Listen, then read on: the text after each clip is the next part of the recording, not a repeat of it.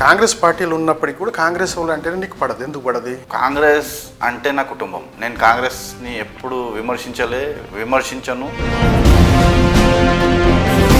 Senior నాయకులు కావచ్చు, ఇలే షరీఫ్ని పక్కన ఎందుకు పెట్టారు? మా పిసిసి డెలిగేట్ సత్యనారాయణ రావు గారి ఆదేశాల మేరకు పార్టీ ప్రోగ్రాంలకు అన్నిటికీ పోయినా నేను. మాజీ ఎమ్మెల్యే భిక్షపతి యాదవ్ గారి దగ్గర నేను ఒక సామాన్య కార్యకర్తగా నేను నా ప్రయాణం మొదలుపెట్టిన. ఇందిరాగాంధీతోని చాలా సత్సంబంధాలు ఉన్నంటి లీడర్ ఉండే మా ఫాదర్ మియాపూర్లో. కొంత అసెంబ్లీ ఎలక్షన్లో మొత్తం టోటలీ కాంగ్రెస్ బెల్ట్ అంతా ఖాళీ అయిపోయింది. సింగిల్గా మిగిలింది ఇలే షరీఫ్ ఒకరే. కాంగ్రెస్ ఎప్పుడు ఖాళీ కాలేదు. షేర్లింగంపల్లిలో కొంతమంది లీడర్లు వెళ్ళిపోవడం జరిగింది, ఏం తగ్గలేదు. ఇది కాంగ్రెస్ పార్టీ కంచుకోట. ఇది సీఎం గారు కూడా అదే అన్నారు, ఒక్కొక్క కార్యకర్తను నేను వదిలా ఇంటింటికి పోయి ప్రచారం చేస్తా అన్నాడు. అది మాకు రెట్టింపు ఉత్సాహాన్ని ఇచ్చింది. నిన్న ఇప్పుడు బాయిల కప్పలేకన్నాడా ఇలే షరీఫ్ సముద్రంలో ఈత కొడుతున్నాడా? కాంగ్రెస్ పార్టీ సముద్రం అన్న, నేను సముద్రంలో ఈత కొట్టినా. నేను మాకు ఒకటే ఒక లక్ష్యం, రాహుల్ గాంధీని ప్రధాని చేయడము. కాంగ్రెస్ ఇలియా షరీఫ్ అంటేనే గుర్తించారు, ఆ బ్రాండ్ పడ్డది నా. ఇలే షరీఫ్కు కాంగ్రెస్ పార్టీ తరఫు నుంచి పెద్ద దిక్కు ఎవరున్నారు ఇక్కడ అంటే? నాకు కాంగ్రెస్ పార్టీ పెద్ద దిక్కు. సీఎం గారు, పిసిసి ప్రెసిడెంట్ గారు, మంత్రులు, ఎమ్మెల్యే ఒకటి, ఇన్ఛార్జ్ ఒకటి. ఎవరి ఫ్యానల్ అంటే మీరేం చెప్తారు? నేను ఎవరి గురించి వాళ్ళ పర్సనల్, వాళ్ళు ఎందుకు వచ్చిర్రు, ఎందుకు పోతున్నారు, నేను దాని గురించి నేను ఎప్పుడు మాట్లాడా కూడా. అది నా నేచర్లో లేదు. అది పవర్ ఇస్తే అక్రమాలకు దారి తీస్తారా ఇలే షరీఫ్, లేకపోతే జెన్యున్గానే ఉంటారా? 100% థ్రెట్స్ కూడా వచ్చినాయి. ఓకే, మాకు బ్లాక్మెయిల్ కూడా చేసినారు. మజల్ పవర్, మనీ పవర్ అన్నీ యూజ్ చేసినారు. మరి ఏం రేపు బీఫామ్ వస్తుందా మీకు? నేను గత ఎలక్షన్లో పోరాడిన అందరికంటే, షేర్లింగంపల్లిలో అందరికంటే కాంగ్రెస్ నేను 150 డివిజన్లలో మియాపూర్ డివిజన్ని టాప్ 10లో నిలబెట్టిన. ఇలే షరీఫ్కు నమ్ముకున్నటువంటి కార్యకర్తలకు బాధ వచ్చినప్పుడు మీరు బాధ మీతోటే తీర్చుకుంటారా? నా కార్యకర్తలకు ఎటువంటి బాధలు ఉన్నా నేను వాళ్ళకు రాత్రి కూడా నేను వాళ్ళకి అవైలబుల్ ఉంటాను. ఇప్పుడు చైర్లో కూర్చుంటున్నారా, కార్పొరేట్ సీట్లో కూర్చుంటున్నారా ఇలే షరీఫ్ అంటే? 100% కూర్చోవాలని నాకుంది. నాకు పార్టీ మీద గట్టి నమ్మకం ఉంది. నాకు ఈసారి ఆశీర్వదిస్తారని కూడా గట్టి నమ్మకం ఉంది. అంటే ఏం చేస్తారు మీరు ప్రజలకు మీరు వస్తే?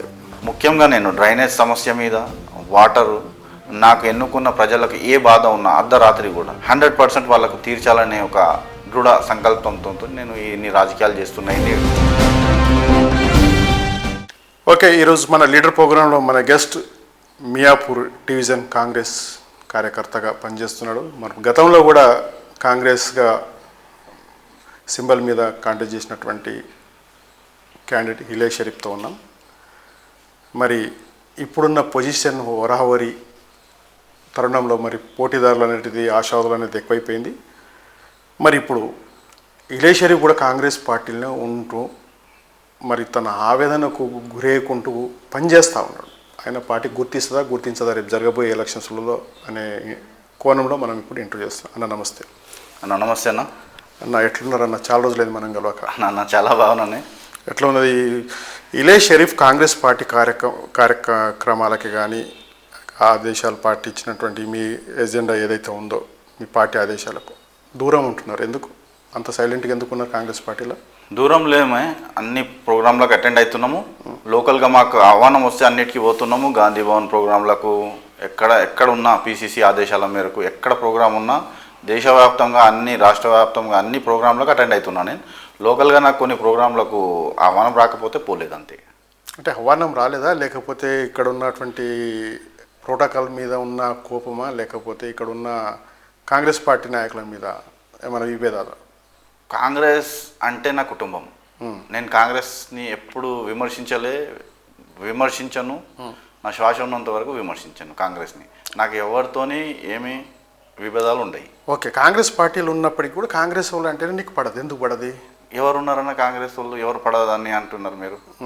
ఎమ్మెల్యే మీ ఎమ్మెల్యేనే, ఆయన ఎంబడి ఉన్న వాళ్ళంతా మీ వాళ్ళే అందరు ఉన్నారు. ఇలే షరీఫ్ కాంగ్రెస్లో ఎందుకు ఉన్నాడు? మీరు కూడా ఆయన ఎంబడి వెళ్ళొచ్చు కదా. అందరితో మంచిగా ఉంటాను నేను, అందరితోనే, ఈవెన్ ఇన్ఛార్జ్తో కూడా అందరితో మంచిగా ఉంటా. అందరితో బాగుంటా, అన్ని నాకు మృదు స్వభావాన్ని కూడా అందరూ ఓకే. మెచ్చుకుంటారు. సెక్యులర్ లీడర్ అని చాలా మెచ్చుకుంటారు. అన్ని ప్రోగ్రాంలకు పోయినా నేను, మ్యాక్సిమం ప్రోగ్రాంలకు పోయినా పిలిచిన వీటికి. ఓకే. ఎందుకు మరి మీకు ఇక్కడ ఉన్న స్థానిక ఎమ్మెల్యే కావచ్చు, ఇక్కడ ఉన్నటువంటి మీ సీనియర్ నాయకులు కావచ్చు, ఇలయ్ షరీఫ్ని పక్కన ఎందుకు పెట్టారు పార్టీ నుంచి? అదే నాకు తెలియదు ఎందుకు గురించి. నాకైతే వస్తున్నాయి పార్టీ మా పిసిసి డెలిగేట్ సత్యనారాయణ రావు గారి ఆదేశాల మేరకు పార్టీ ప్రోగ్రాంలకు అన్నిటికీ పోయినా నేను. ఓకే. అన్ని ఓపెనింగ్లకు పోయినా, అన్ని గవర్నమెంట్ ప్రోగ్రాంలకు పోయినా, అన్ని ఏమన్నా బీజేపీకి వ్యతిరేకంగా ధర్నాలు చేయాలంటే కూడా పోయినాము. మహేష్ పిసిసి ప్రెసిడెంట్ మహేష్ కుమార్ గారి ప్రోగ్రాంలకు, నటరాజన్ మీనాక్షి మేడం ప్రోగ్రాంలో అన్నిటికీ హాజరైనా నేను. వీటిని మీరు గుర్తించలేకపోయారేమో అని నేను ఆవేదన చెందుతున్నాను. మీరు అనుకుంటున్నారు? నేను అనుకుంటున్నాను. కానీ ఇక్కడ ఉన్న సిచ్యువేషన్ ఏంటంటే ఇలయ్ షరీఫ్ అనేది ఒక ఒంటరిగా కాంగ్రెస్ పార్టీలో ఒక్కడే మిగిలిపోయిండు అనేది ఇక్కడ ఉన్నటువంటి అంశం. అది తప్పు ప్రచారం చేస్తుర్రు. ఒక సామెతలు ఉన్నాయి కదా, ఏ చెట్టుకు అయితే కాయలు ఉంటాయి దానికే రాయి పడుతుంది అంటగా. ఓకే. నేను ఎదుగుదలను చూసి నాకు ఎట్లా తొక్కేయాలి అన్నట్టు భావన ఉండొచ్చు. నేను ఎవరితోని కూడా నేను అట్లా ఎప్పుడు కూడా అట్లా చేయలేదు. అంటే ఎమ్మెల్యేలకు మీకేమన్నా విభేదాలు ఉన్నాయా, లేకపోతే డైరెక్ట్గా సత్సంబంధాలు ఉన్నాయా? నాకు సార్ ఎమ్మెల్యే గారు నాకు మంచి అభిమానిస్తాడు ఆయన పర్సనల్గా. ఓకే. మీకు పర్సనల్గానే ఎమ్మెల్యే తెలుసు, కానీ మీ పార్టీలోకి వచ్చిండు అనేది మీకు ఇలయ్ షరీఫ్కి తెలియదు. తెలుసు కాబట్టి ఆయన చెప్పుకోలేకపోయిండు నాకు, లేకపోతే ఫోన్ చేస్తుండే నేను కూడా మీ పార్టీలో వచ్చినా ఎందుకు నాకు ఫోన్ చేయలేవు అని అంటాడేమో అనుకున్నాను నేను. ఓకే. నాకు ఇప్పుడు దాకా అయితే ఎవరితోనూ ఫోన్. మీరన్నా వెళ్ళొచ్చు కదా, ఒక ప్రోటోకాల్ ఎమ్మెల్యే, మీరు ఒక కార్యకర్త, మీరు గాంధీ దగ్గరికి వెళ్ళిన రోజులు ఎప్పుడైనా ఉన్నాయా మామూలుగా ఒక కార్యకర్తగా? ఆయన పర్సనల్గా వెళ్ళినా కానీ పార్టీ పరంగా ఎప్పుడు పోలే. ఆయన 10 ఏళ్ళు టీఆర్ఎస్తోనే ఉన్నాడు కదా. ఓకే. ఇప్పుడు కాంగ్రెస్ గవర్నమెంట్ వచ్చి 2 ఇయర్స్ అవుతుంది, దాదాపు 2 ఇయర్స్ దాటింది. 2 ఇయర్స్లో ఎక్కడైనా బయట కలవడము, ఏదైనా సమస్యల మీద ఆయననే అడగడము, అవి పనులు చేయడము, కొన్ని చేయకపోవడం అలా జరిగింది. కానీ పర్సనల్గా అయితే అలా ఇంటికి పోలేదు నేను ఎప్పుడు. నేను ప్రజల మధ్య ఉంటున్నా. నాకు లీడర్లతోని లీడర్లు ఇవాళ వస్తున్నారు పోతున్నారు. నేను 27 ఇయర్స్ స్టిల్ నేను 19 సంవత్సరాల వయసు నుంచి మాజీ ఎమ్మెల్యే భిక్షపతి యాదవ్ గారి దగ్గర నేను ఒక సామాన్య కార్యకర్తగా నేను నా ప్రయాణం మొదలుపెట్టిన. ఓకే. అంతకుముందు మా ఫాదర్ ఇందిరాగాంధీతోని చాలా సత్సంబంధాలు ఉన్నంటి లీడర్ ఉండే మా ఫాదర్ మియాపూర్లో. కొంతమంది పెద్దలు, మా నాన్నగారు, వీళ్ళు ఒక ఎమ్మెల్యే స్థాయిలో ఎదిగిన లీడర్లు. మేడం గారి అకాల మరణంతో వాళ్ళు బాధపడి పార్టీకి దూరం కావడం, ఆ రాజకీయంగా అప్పటి నుంచి మా ఫ్యామిలీ దూరం ఉండడం జరిగింది. నేను 1999లో నేను భిక్షపతి గారి దగ్గర ఆయన దగ్గర మళ్ళీ నా ప్రయాణం మొదలైంది. ఇప్పటికి 27 సంవత్సరాలు అవుతుంది నా ప్రయాణం. ఇప్పుడు మీరు 27 సంవత్సరాలు కాంగ్రెస్ పార్టీలనే పనిచేస్తూ ఉన్నారు. మీకు గురువులు ఉన్నారు, పెద్దలు ఉన్నారు, అందరూ కూడా పార్టీలు మారిపోయారు. ఆయన మీరు అదే పార్టీలో ఉన్నారు. అంటే కాంగ్రెస్ పార్టీ మీకు నేర్పినటువంటి ఒక గుణపాఠం అంటారా? ఎందుకంటే పార్టీకి మీకు ఇచ్చినటువంటి స్విచ్ అంటారా? నాకు కాంగ్రెస్ పార్టీ అంటే వీరాభిమానిని నేను. షేర్లింగంపల్లిలో నాలాంటి ఒక వేళ్ళ మీద లెక్కబడే లీడర్లే మిగిలినారు. మేము నరనరాల కాంగ్రెస్ అని మేము ఒక సెంటిమెంట్, మాకు ఒకటే ఒక లక్ష్యం, రాహుల్ గాంధీని ప్రధాని చేయడము. ఓకే. మేము యూత్ కాంగ్రెస్లో ఉన్నప్పటి నుంచి మేము అదే రాహుల్ గాంధీ గారి కార్యాచరణ, యూత్ కాంగ్రెస్ ఎట్లా పనిచేయాలి, మాకు ట్రైనింగ్ క్లాసులు ఎట్లా ఇస్తారు, ఆ భావజావనాలతో మేము రాహుల్ గాంధీని ప్రధానమంత్రి చేయాలనే ఒక్క ఆశయంతోనే కాంగ్రెస్ పార్టీని వీడలేకపోతున్నాము. వీడం కూడా ఇది మా నరాల్లో కాంగ్రెస్ పార్టీ జీర్ణించుకుపోయింది.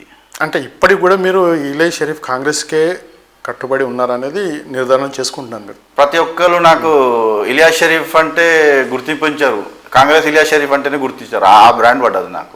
ఓకే. ఇలియాస్ షరీఫ్ అంటే కాంగ్రెస్, కాంగ్రెస్ అంటే ఇలియాస్ షరీఫ్ అన్నట్టు అయిపోయింది. ఎందుకంటే మొన్న జరిగినటువంటి ఎలక్షన్లో, అసెంబ్లీ ఎలక్షన్లో మొత్తం టోటలీ కాంగ్రెస్ బెల్ట్ అంతా ఖాళీ అయిపోయింది. సింగిల్గా మిగిలింది ఇలియస్ షరీఫ్ ఒకరే. అప్పుడు మీకు బాధ అనిపించలేదా నేను ఒక్కనే ఉన్నా కాంగ్రెస్ పార్టీలోని? మా యువజన కాంగ్రెస్ వాళ్ళు చాలామంది ఉన్నారు, పేర్లు చాలామంది ఉన్నారు. కాంగ్రెస్ ఎప్పుడు ఖాళీ కాలేదు. షేర్లింగంపల్లిలో కొంతమంది లీడర్లు వెళ్ళిపోవడం జరిగింది. దాంట్లో మీడియా అట్లా సృష్టించుండొచ్చు. కానీ ఎప్పుడు షేర్లింగంపల్లిలో కాంగ్రెస్ ఎప్పుడు ఏం తగ్గలేదు. ఇది కాంగ్రెస్ పార్టీ కంచుకోట, ఇది ఎప్పుడు కూడా తగ్గలేదు. ఇంకొకటి చాలామంది లీడర్లు ఉన్నారు. మీకు అట్లా ఎందుకు అనిపించిందో నాకు. ఓకే. ఇప్పుడు ఇలయ్ షరీఫ్ గారు మిమ్మల్ని అపోజిషన్ చేసిన క్యాండిడేట్లే ఇప్పుడు మీ పార్టీలోకి జాయిన్ అయ్యారు. గతంలో మీరు కాంటాక్ట్ చేసినప్పుడే మీ మీద పార్టీ పరంగా కావచ్చు, లేకపోతే వ్యక్తిగతంగా కావచ్చు, చేసినటువంటి ఆరోపణలు చాలా ఉన్నాయి. అటువంటి వాళ్ళు మీ పార్టీలో ఉన్నారు ఇప్పుడు ప్రజెంట్లీ. ఇప్పుడు ఏం చెప్తారు వాళ్ళకు? వాళ్ళు రావడం మోస్ట్ వెల్కమ్. పార్టీ స్ట్రెంగ్తన్ చేయడానికి పెద్దలు కేంద్రం నుంచి, ఇక్కడ రాష్ట్రం నుంచి నాయకులు వాళ్ళ సూచనల మేరకే వాళ్ళు రావడం జరిగింది. జనాభా పెరగడం వల్ల డివిజన్లు కూడా పెరగడం జరుగుతుంది. రావడం పార్టీలో అందరికీ రావడం మోస్ట్ వెల్కమ్. దానికి నేను ఎప్పుడూ వ్యతిరేకించను. పెద్దవారు పార్టీ నిర్ణయం ఎట్లా ఉంటే దానికి కట్టుబడి ఉంటా. నాకు నా పనితీరును పార్టీ ఎప్పుడు అధిష్టానం గుర్తిస్తుందని నాకు గట్టి నమ్మకం ఉంది. దాని మీద నో డౌట్. ఎప్పటికీ నేను కాంగ్రెస్ పార్టీ ఇట్లాంటిది కష్టపడే కార్యకర్తకు ఎప్పుడు వెన్నంటూ ఉంటామంట. నిన్న ఒక మీటింగ్ జరిగింది గాంధీ భవన్లో, పిసిసి ప్రెసిడెంట్ గారి ఆధ్వర్యంలో. నిన్న సీఎం గారు కూడా అది అన్నారు, ఒక్కొక్క కార్యకర్తను నేను ఇంటింటికి పోయి ప్రచారం చేస్తా అన్నాడు. అది మాకు రెట్టింపు ఉత్సాహాన్ని ఇచ్చింది నిన్న. అంటే మీకు కూడా ఇప్పుడు సీఎం మీకు ఒక మెసేజ్ తోటి మీకు ఇక్కడ కానీ మీ డివిజన్లో మీకు ఒక బలం పెరిగింది అంటున్నారు? 100% మాలాంటి చాలా మందికి బలం పెరిగింది. మాకు రేవంత్ రెడ్డి గారి మీద, బట్టి సార్ మీద, మన sir PCC president Mahesh Kumar గారి మీద, అందరి మీద, మాకు మంత్రుల మీద, అందరి మీద గట్టి నమ్మకం ఉంది. నేను లాస్ట్ టైం కంటెస్ట్ చేసినప్పుడు కూడా అందరూ మంత్రులు వచ్చి నాకు షేర్లింగంపల్లిలోనే అందరికంటే అధికంగా ఓట్లు రావడం జరిగింది. సరే, అది గెలుపు ఓటమి సహజంగా ఉంటుంది కాబట్టి నేను దాని గురించి ఒక గుణపాఠంగా నేర్చుకుని ముందుకు వెళ్తున్నా. ఓకే. ఇప్పుడు బాయిల కప్పలేకన్నాడా ఇలే షరీఫ్ సముద్రంలో ఈత కొడుతున్నాడా? కాంగ్రెస్ పార్టీ సముద్రం అన్న. నేను సముద్రంలో ఈత కొట్టినాను. నేను అదే అనుకుని భావిస్తుని మీరు క్వశ్చన్ అది సముద్రం అంటే నేను ఆ విధంగా సమాధానం ఇస్తున్నాను నేను. ఓకే. మొత్తం మీద సముద్రంలో నేర్చుకున్నారు మీరు ఈత. కాంగ్రెస్ పార్టీ అంటే ఏంటిది, రాజకీయం అంటే ఏంటిది, ఎవరు ఎప్పుడు మోసం చేస్తారనేది మీరు పర్టికులర్గా మీరు ఇప్పుడు గతంలో ఓడిపోయిన సందర్భంగా మీరు నేర్చుకున్న గుణపాఠం. మోసాలు కాంగ్రెస్ పార్టీలో ఎవ్వరూ చేయరు. అది కాంగ్రెస్ పార్టీలో మోసాలన్నీ కాదు. ఇప్పుడు గతంలో మీకు కాంటాక్ట్ చేసేటప్పుడు మీ అభ్యర్థులకే వరావరి నడిచింది, ఆ అభ్యర్థులే మళ్ళీ మీ చైర్లోకి వచ్చారు. అంటే మీ పార్టీ కాండవ కప్పుకున్నారు, మీ చేతి గుర్తు మీదే, ఫ్యానల్ మీదే నిలబడ్డారు. ఇప్పుడు మీకు వాళ్ళని చూస్తే మీకు ఎమోషన్గా ఫీల్ కాదా? నాకు అట్లా ఏమనిపించదు అన్న. మోస్ట్ వెల్కమ్ అంటాను నేను. రాజకీయంలో సమౌజీలే ఉంటేనే మంచిగా ఉంటాయి అనే అభిప్రాయము. ప్రజలకు ఎంత సేవ చేస్తే ప్రజలే గుర్తిస్తారు. అధిష్టానం కూడా పైనుంచి అబ్జర్వ్ చేస్తుంది. మా కాంగ్రెస్ పార్టీలో ఎట్లా ఉందంటే కష్టపడేవాడినే, వాడు డబ్బులు ఉన్నాయా లేదా అది ఏం చూడరు. సీనియారిటీ, కష్టపడుతున్నాడా, ఎలాంటి వ్యక్తిత్వము, ఇవి దీని మీద ఆధారం చేసి మా కాంగ్రెస్ పార్టీ ఆధారపడి డిసైడ్. ఇలే షరీఫ్కు కాంగ్రెస్ పార్టీ తరఫు నుంచి పెద్ద దిక్కు ఎవరున్నారు ఇక్కడ అంటే మీరేం చెప్తారు? నాకు కాంగ్రెస్ పార్టీ పెద్ద దిక్కు. సీఎం గారు, పిసిసి ప్రెసిడెంట్ గారు, మంత్రులు, నాకు పిసిసి సత్యనారాయణ గారు పిసిసి డెలిగేట్ ఉన్నారు. నాకు తోటి కార్యకర్తలు, మియాపూర్ డివిజన్కి సంబంధించిన నా ముఖ్య కార్యకర్తలు, ప్రతి ఒక్కరు పేరు పేరు నా కాంగ్రెస్లో ఎవరెవరు ఉన్నారో వాళ్ళందరూ నాకు అభిమానించే వాళ్ళే. నాకు వాళ్ళ శాయశక్తులా ఎప్పుడు సహకారం. మీకు బాధ వచ్చినా, మీకు కష్టం వచ్చినా, నష్టం వచ్చినా పార్టీ తరఫున మీరు చెప్పాలంటే ఎవరికి చెప్పాలి? ప్రతి ఒక్కళ్ళకి చెప్పుకుంటాను నేను.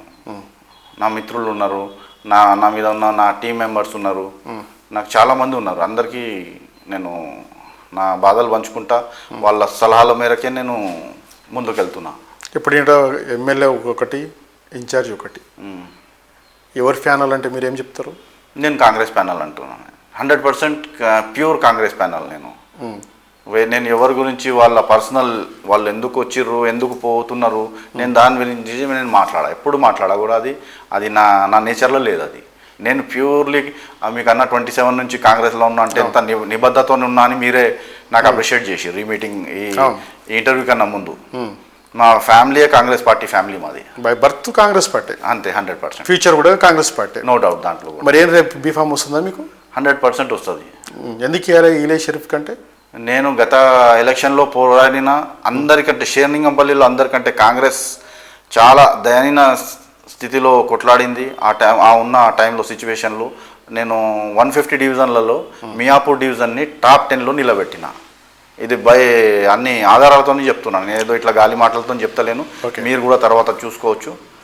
ఎన్నోసార్లు పోటీ చేసి కార్పొరేటర్లు ఉన్న అభ్యర్థులకు కూడా తక్కువ ఓట్లు వచ్చినాయి, 100ల ఓట్లు వచ్చినాయి. అటువంటిది నేను షేర్లింగంపల్లిలోనే అందరికంటే ఎక్కువ ఓట్లు తెచ్చుకున్నా.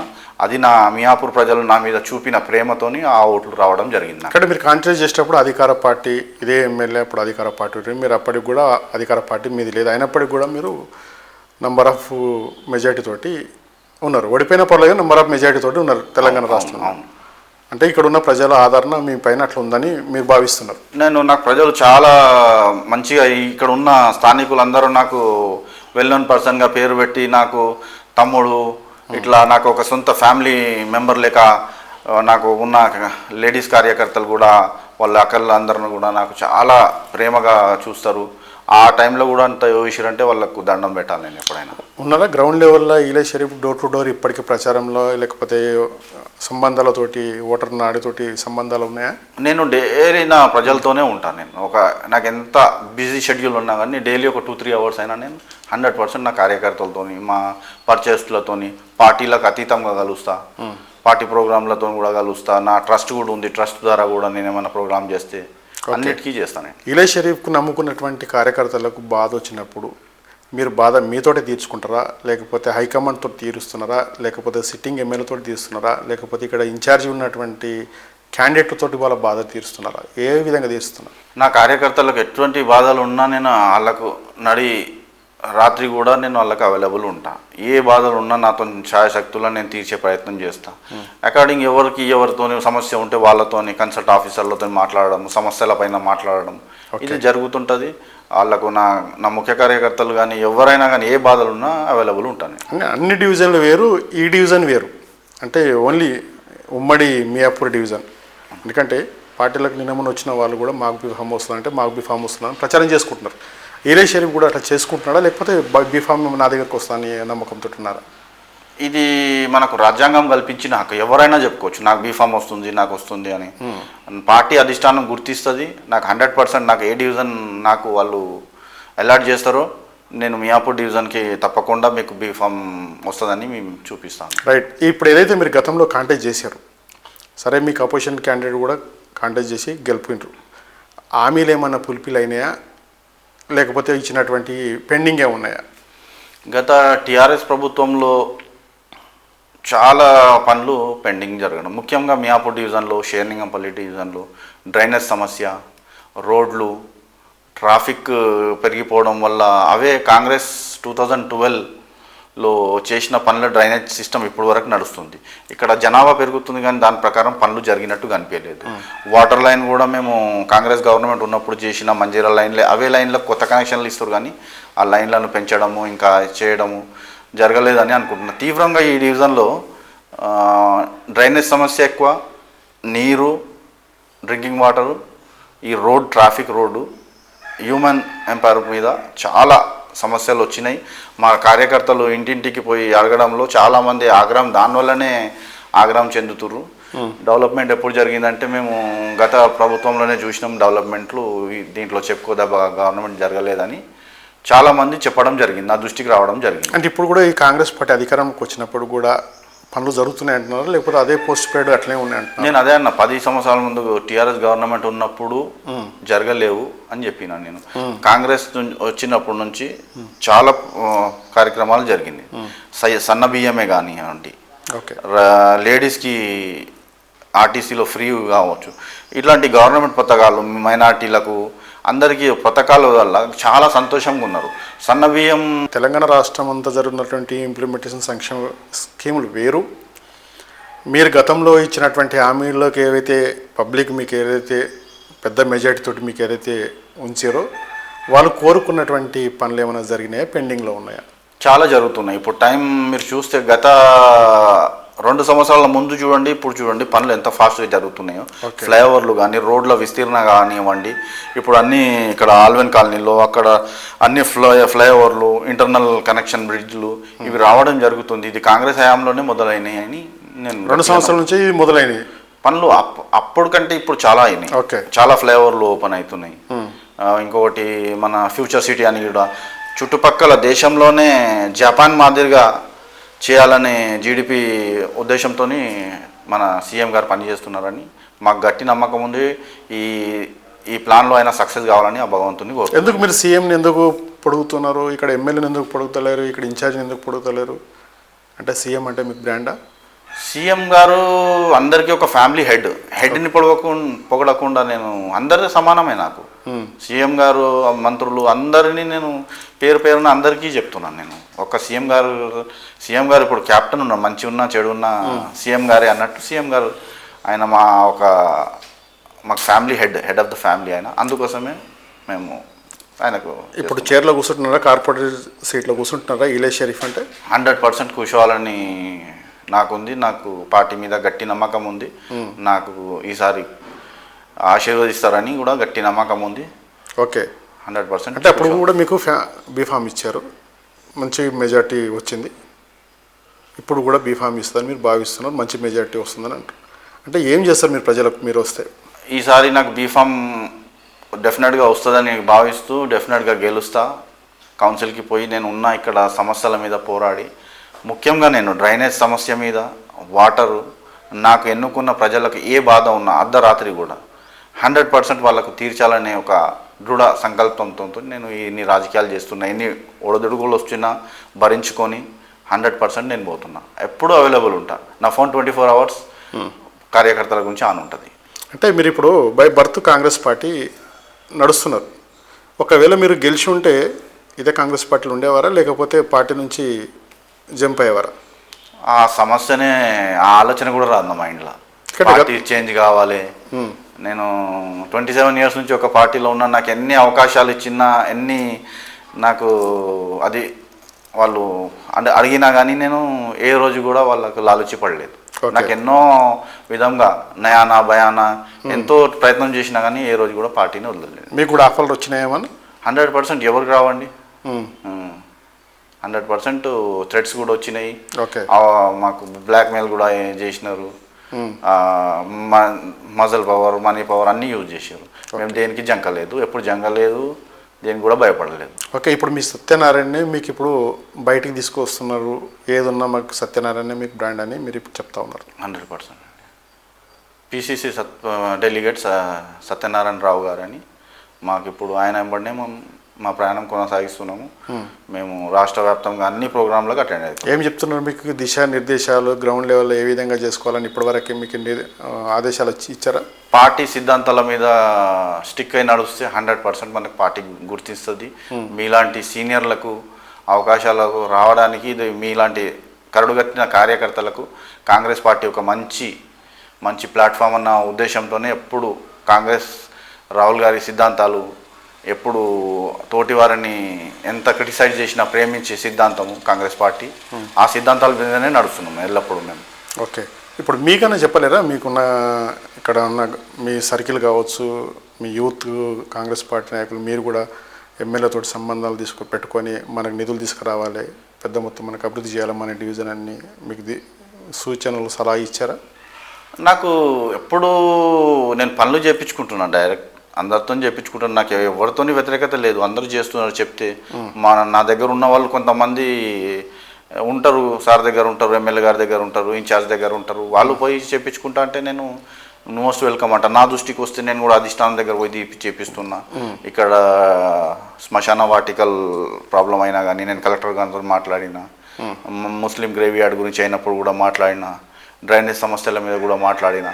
ఇట్లా పనులు ఏ రోజు కూడా కాంగ్రెస్ పార్టీ వచ్చినప్పటి నుంచి ఏ రోజు కూడా అవుతలేవు. పెద్ద పనులు మొదలు పెట్టాలంటే కొద్దిగా దాని మీదనే పబ్లిక్లో కొద్దిగా వ్యతిరేకత వచ్చింది కొద్దిగా. ఆ పనులు కూడా నేను ఈ జిహెచ్ఎంసీ ఎలక్షన్ ద్వారా నాకు ఆ ప్రజలు ఆశీర్వదిస్తే ఒక పవర్ ఉంటే వేరే విధంగా పనులు చేయించచ్చు. పవర్ లేకుంటే నేను ఇన్ని పనులు చేపిస్తున్నాడు, పవర్ ఉంటే ఎన్ని పనులు చేపిస్తాడని ప్రజలే నాకు ఆశీర్వదిస్తారు అని నాకు గట్టి నమ్మకం. పవర్ ఇస్తే అక్రమాలకు దారి తీస్తాడా ఇలే షరీఫ్, లేకపోతే జెన్యున్గానే ఉంటారా? 100% నేను నాకు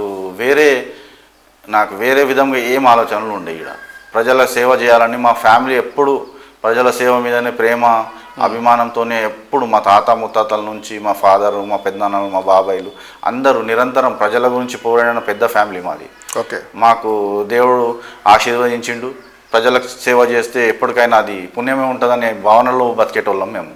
ఓకే, ఇప్పుడు కేటీఆర్ అంటున్నాడు డైరెక్ట్గా కాంగ్రెస్ పార్టీ వస్తే ప్రజల్ని తొక్కేస్తుందని చెప్పేసి నిన్న స్పష్టంగా చెప్పడం జరిగింది. మరి మీరు బీఆర్ఎస్ పార్టీ నాయకులకు ఏం చెప్పదలుచుకున్నారు? వాళ్ళు ఒక మినిస్టర్ ఎక్స్ సీఎం వాళ్ళ అబ్బాయి కేటీఆర్ గారు అట్లా మాట్లాడడం మంచి పద్ధతి కాదు. వాళ్ళ పవర్ పోయినాక వాళ్ళు ఏం మాట్లాడుతారో వాళ్ళ విజ్ఞతకే వదిలేస్తున్నాను నేను. అవి అన్నీ కాంగ్రెస్ పార్టీ ఇవాళ నిన్న మొన్న వచ్చిన పార్టీ కాదు, వందల సంవత్సరాల చరిత్ర ఉన్న పార్టీ. ఇప్పుడు దాకా ఎవరిని అట్లా జరిగిన సందర్భాలు మీరు కూడా ఉంటే చెప్పండి. వాళ్ళు కూడా సంక్షేమం కోసం వాళ్ళు కూడా మేము బాగా చేసినామని చెప్పేసి వాళ్ళు కూడా ప్రచారం, రేపు పొద్దుగాల వాళ్ళు కూడా బీఆర్ఎస్ పార్టీ నాయకులు కూడా ప్రచారం చేస్తూ ఉంటారు. సంక్షేమ పథకాలు మేము కూడా బాగా చేసినాం, చాలా అద్భుతంగా చేసినాము. కానీ మీరు కూడా చెప్తూ ఉంటారు చాలా బాగా చేశారని. కానీ కాంగ్రెస్ పార్టీలో కొన్ని ఏంది ఇంకా కొన్ని ఇంప్లిమెంటేషన్ కాలేనటువంటి స్కీములు కూడా ఉన్నాయి.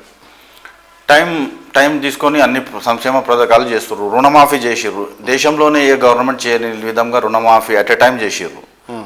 అన్ని పథకాలు చేసిర్రు. ఇప్పుడు నేను పథకాల గురించి చెప్పుకుంటూ పోతే మనకు మీరు ఇచ్చిన సమయం కూడా సరిపోదని నేను అనుకుంటున్నా.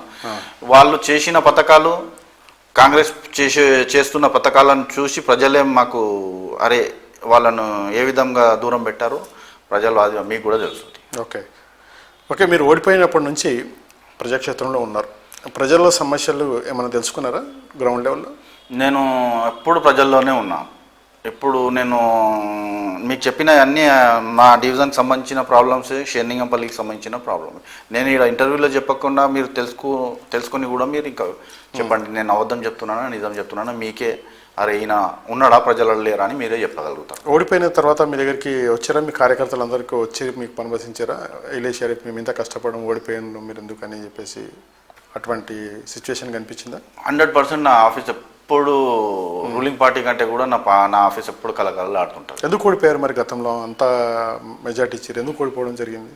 అప్పుడు ఉన్న ప్రభావాలను బట్టి అప్పుడు ఉన్న గవర్నమెంట్, అక్కడ రూలింగ్లో టీఆర్ఎస్ గవర్నమెంట్ ఉన్నదని ప్రజలు ఆ పనులు జరుగుతాయని కొన్ని పార్టీ లాస్ట్ టైంలో పార్టీ ముఖ్య నాయకులు పార్టీని వీడడము అలాంటి కొన్ని నేను పర్సనల్గా అనుకుంటున్నాను. నేను అది ఎందుకు జరిగిందో, నేను ఒక్క మియాపూర్ డివిజనే ఒక్క షేర్లింగంపల్లిలోనే యావత్తు హైదరాబాద్లోనే 2 సీట్లు గెలవడం జరిగింది.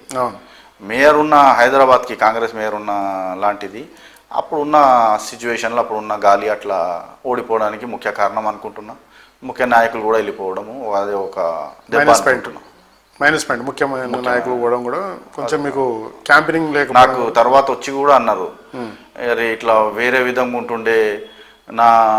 నాకు పర్సనల్గా ఉత్తమ్ కుమార్ రెడ్డి గారు నా ప్రచారానికి వచ్చినప్పుడు కూడా అన్నాడు ఈ సీట్ నువ్వు గెలుస్తున్నావు అని కూడా ఆయన నాకు నమ్మకం ఇచ్చారు. లాస్ట్ 2-3 డేస్లో అది ఇప్పుడు ఈసారి క్యాంపెయినింగ్కి ఎవరు తీసుకొస్తారు మీరు?